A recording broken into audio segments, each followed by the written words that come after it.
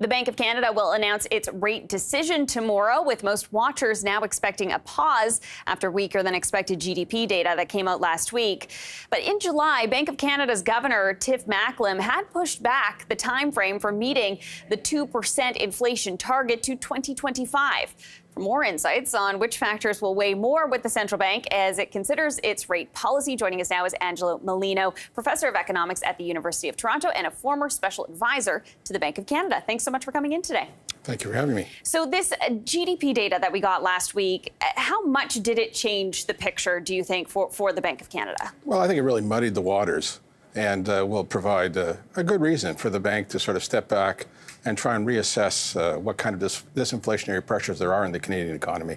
And do you think it muddied the waters because some of it might have been temporary as well?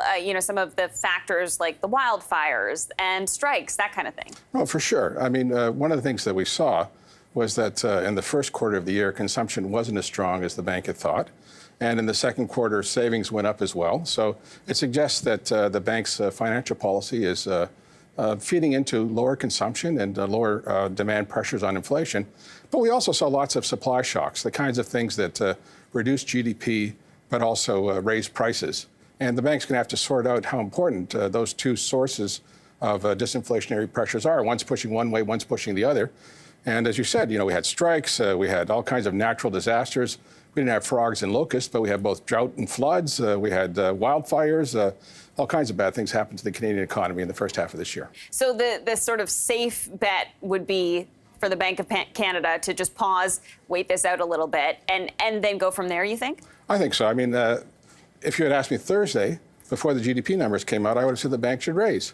Yep. But having seen what came out on Friday, I think it's reason for pause, to try and reassess where the economy is and where the inflationary pressures are going. Do you think that there is potentially more work for the Bank of Canada to do in terms of raising interest rates higher, maybe at a subsequent meeting? Well, that's why I said it muddied the waters. Yeah. Because as I said, we have seen evidence that demand is slowing. We saw that the economy was slowing. We knew that from what was happening in the labor market. We saw what was happening to vacancies. They've come down from about 1 million to about 800,000. 600,000 was the number we saw pre-COVID. We saw that the unemployment rate has started to climb up by about 0.6%. So we knew the economy was slowing. But again, the bank has to worry about its reputation.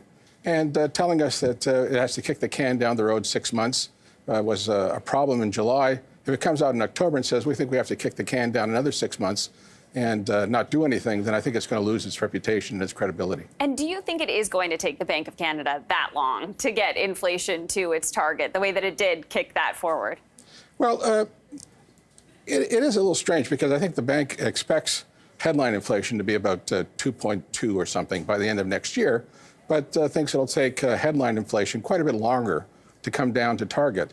And we haven't seen a lot of evidence that headline inflation is coming down. So the CPI trim, the CPI median, things that measure sort of broad-based inflation in the Canadian economy, they have not shown any sign of slowing down. So when I say disinflationary pressures, we're expecting it, we're predicting it, but we still haven't seen it. We've basically seen headline come down for a variety of reasons, but core or trend inflation has stayed pretty stubborn for about 9 months now.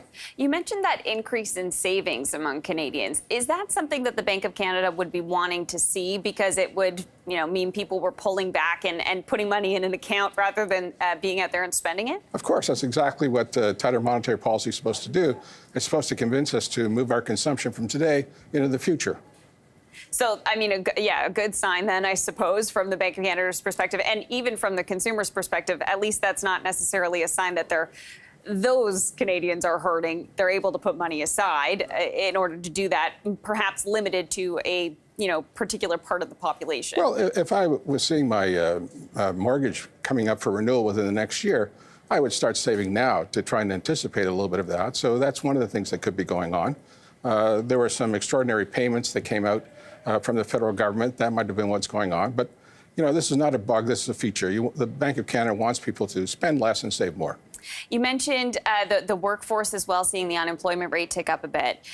We are expecting jobs data this week as well on Friday. The unemployment rate looks like the expectation there, again, ticking up a little bit higher, yet a gain in jobs. So it at least that's what, economists are anticipating. So still strength in the labor market, but that unemployment rate increasing a little bit. How do you make sense of the jobs picture in the country right now? We've had this unusual increase in population, something that we didn't usually think about when we thought about the business cycle. We thought about population growth when we're looking 5 or 10 years in the future.